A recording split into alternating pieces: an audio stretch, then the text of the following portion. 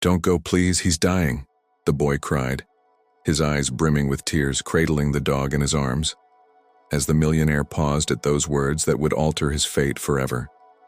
The city of Eldoria sprawled like an open wound beneath a leaden winter sky, where the cold was not merely a chilly breeze but an insidious foe that seeped through the cracks of crumbling buildings and tangled around the legs of hurried pedestrians. The streets of the underbelly neighborhood, known as the Shadows, formed a labyrinth of cracked asphalt, dotted with puddles that mirrored the flickering lights of broken neon signs. Overflowing dumpsters exhaled a stench of dampness and despair, and the wind whipped dirty papers that danced like forgotten ghosts. It was midnight, yet the darkness felt eternal here, broken only by the occasional roar of a car speeding past, oblivious to the faint pulse of life clinging to the sidewalks.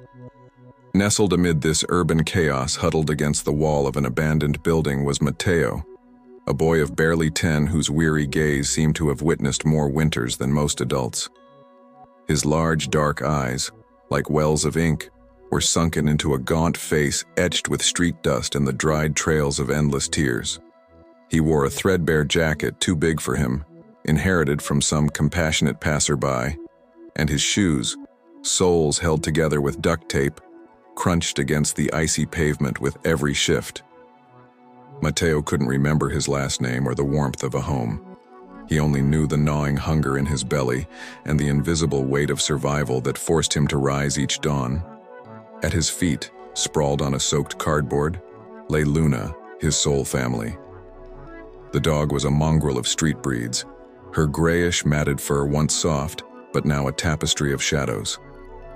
Her ribs protruded like the keys of a broken piano beneath her skin, and her breathing came in irregular gasps, punctuated by coughs that racked her frail body.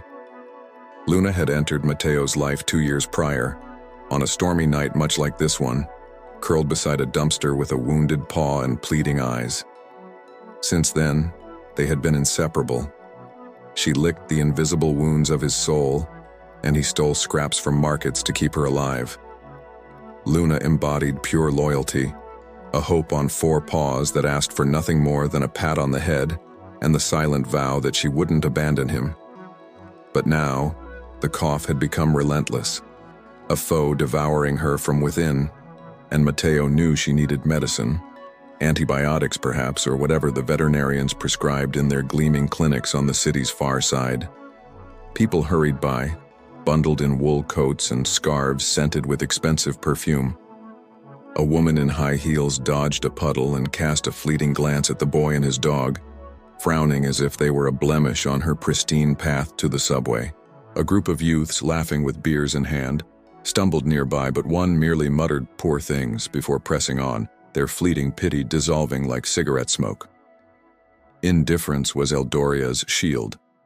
In a city where abundance flaunted itself in crystal towers and yachts in the harbor, poverty was just a blurry backdrop, something to ignore lest it tarnish the reflection in shop windows. Mateo watched them with a resignation heavy on his shoulders, whispering into Luna's ear, "Hold on, my love. We'll get it today. I swear." As the sun barely crested, a pale disk devoid of strength struggling through the clouds, Mateo resolved to act. He rose carefully, wrapping Luna in a tattered blanket scavenged from a dumpster, and hoisted her into his arms. She weighed little, like a sack of wet feathers, but to his slender arms, it was a heroic burden. They trudged, or rather, Mateo staggered, toward the central market, a bustling hive of stalls where vendors hawked deals and shoppers haggled over bags brimming with ripe fruits and fresh meats. The contrast was stark. The sweet aroma of freshly baked bread clashed with the reek of open sewers, and the laughter of well-fed families intertwined with the moans of beggars stationed at corners. Mateo settled on a busy sidewalk near a flower stall, gently placing Luna in his lap. "Please, sirs, a little for my puppy's medicine. Just a little." His voice a thin thread nearly drowned by the din. Some paused, curious, but most quickened their pace, wallets clenched like fists. An elderly woman gave him a tarnished coin, murmuring a blessing that echoed her own lost youth. A man in a suit droning into his phone about rising stocks shot a contemptuous look, and continued on. Hours dragged on. The sun climbed, then dipped, painting the streets in a grimy orange. Mateo tallied the coins in his grimy palm. Barely enough for a stale loaf. Not for the medications that cost a fortune at the downtown pharmacy. Desperation propelled him onward. He crossed the pedestrian bridge separating the shadows from the Golden District, where skyscrapers rose like steel and glass behemoths, reflecting a world of opulence that mocked his misery. Here the cold differed. Not the raw bite of the street, but a wind laced with gourmet coffee and electric car exhausts. Sidewalks gleamed, swept by silent machines, and people strode with wireless earbuds, lost in podcasts on financial success. Mateo, Luna shivering in his arms, felt like an intrusive shadow, a living reminder of what the city preferred to forget. It was in the Plaza of the Magnates, an oasis of illuminated fountains and marble benches, that he first spotted him. The man was Victor Hale, though Mateo wouldn't learn that until later. At 45, Victor epitomized arrogance forged in boardrooms and private yachts. Tall, with silver hair slicked back and a bespoke suit worth more than a year's rent in the shadows, he walked with the stride of one who believed the world owed him obeisance. His icy blue eyes scanned the horizon as if tallying invisible profits, and his latest model phone buzzed incessantly with notifications of multi-million-dollar deals. Victor had built his empire on real estate and speculations, amassing a fortune that insulated him from humanity like a crystal bubble. Divorced. What's wrong with her? Victor asked, startling himself. His tone remained gruff, but a fissure appeared, curiosity threading through. Mateo looked up, incredulous, and the words spilled like a bursting river. Cough. Bad cough. Found her like this weeks ago and it's worse. The vet says antibiotics, but I got nothing. Victor frowned, studying the dog. Luna regarded him fearlessly, her tail thumping faintly against the bench as if sensing this stranger might bridge her to salvation. Antibiotics, Victor echoed, almost to himself. He pulled out his phone, not to dismiss but to search. There's a clinic 2 blocks away, let's go. What followed was a whirlwind of contrasts the camera would capture in wide, languid shots, underscoring the chasm between worlds. Victor strode purposefully, his cashmere coat billowing like a royal cape, while Mateo trailed unsteadily, Luna a fragile treasure in his arms. They passed cafes where waiters served $10 lattes, and Victor, unthinkingly, bought the boy a coffee. The first hot sip Mateo had tasted in days, scorching his throat with forgotten sweetness. Drink slow, Victor grumbled, but his gaze softened seeing the child's eyes light up. At the veterinary clinic, a haven of white lights and antiseptic smells, the disparity sharpened. The receptionist, with flawless nails, eyed Mateo with pity-tinged wariness, but Victor cut in. Immediate attention, I'll cover the bill. The vet, a middle-aged man with thick glasses, examined Luna with skilled hands. Advanced pneumonia, needs IV antibiotics and rest, $400. Victor didn't flinch. He swiped his black card, limitless, and signed without glancing. As they waited in the recovery room, Victor perched on a leather chair, uneasy in his own benevolence. To shatter the silence, he checked a trading app on his phone. Cryptocurrency spiked again today. Bitcoin to the moon, as they say. If only I'd invested sooner, he muttered offhandedly, more to himself than the boy. But Mateo gazed at him with childlike curiosity. Though the words meant nothing, Victor pocketed the phone, ashamed of his disconnect. Hours later, Luna lay on a gurney, IV in her paw, chest rising and falling in steadier rhythms. Mateo curled beside her, whispering vows of walks in parks he'd never seen. Victor watched from the doorway, a lump in his throat he didn't recognize. Why are you doing this? The boy suddenly asked, eyes fixed downward. Why help? People say the rich don't look back. Victor leaned on the frame, his arrogance crumbling like a house of cards. Because I saw my mother in you. She was like you, fighting for me when we had nothing. I lost her young, and money didn't bring her back. It just left me alone. The conversation unfolded then, a fractured monologue laced with emotive pauses the cinematography would seize in trembling close-ups. Restrained tears, fleeting smiles. Victor spoke of his first wife who left over his devouring ambition, of nights in empty penthouses where his footsteps' echo was his only companion.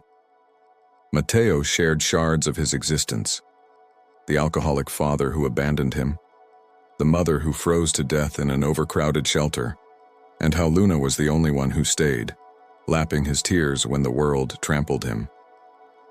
"She's my hope," the boy said, stroking her fur. "She reminds me there's something good even on the street." Victor felt warmth bloom in his chest, a dormant compassion awakening like a river after drought. For the first time in years, he didn't think of profits. He pondered redemption. The ensuing days formed a montage of transformation, filmed in fluid sequences contrasting past poverty with emerging abundance. Victor brought Matteo and Luna to his penthouse in Hale Tower, a palace of panoramic windows overlooking Eldoria like a watchful eye. The boy, overwhelmed by marble floors and endless views, clung to Luna as anchor. "It's not yours forever," Victor initially cautioned, framing his impulse as temporary aid. But mornings evolved. Breakfasts of hot pancakes where Matteo laughed for the first time in months. Strolls in the private park where Luna scampered with renewed vigor, her tail a joyful blur. Victor, accustomed to solitary mornings with the Wall Street Journal, now absorbed the boys' tales of stars brighter from ruined rooftops. Luna's loyalty wove their lives together. In a nocturnal scene, rain lashing the panes, Victor found Matteo sobbing beside the dog who'd suffered a minor relapse. "Don't lose her," the boy wept. Victor knelt, unthinkable to his staff, and enveloped them both. "We won't lose her, or you." Then came the second chance incarnate. Victor hired tutors, enrolled Matteo in a private school, and legally took him as ward.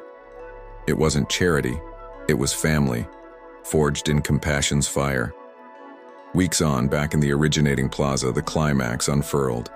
Luna, now sturdy and playful, darted around Matteo, who wore new clothes yet retained his profound gaze. Victor, heart lighter, walked beside them. But the city unforgivingly collects its tolls.